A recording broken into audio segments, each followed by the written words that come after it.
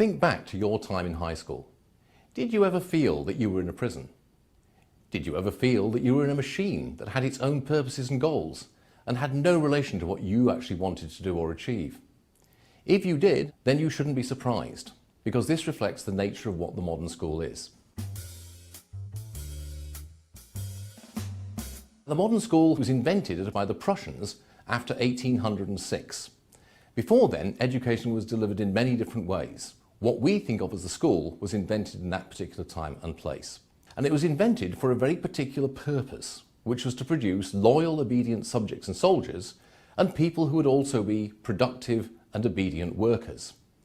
It's this that explains why school is the way it is and has the features that it has.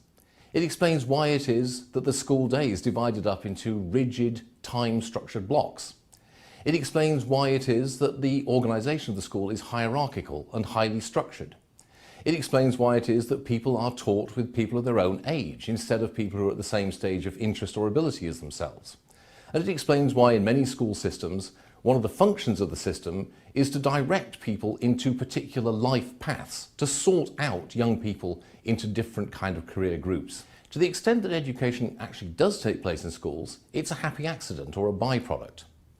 Now, there are many people who work in schools who believe that education in fact is the main point of what they're doing, and who are trying very hard to educate the people in their charge.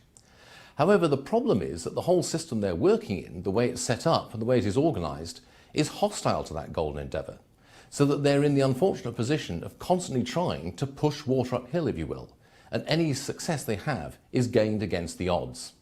What we need to realise is that education and schooling are not the same thing.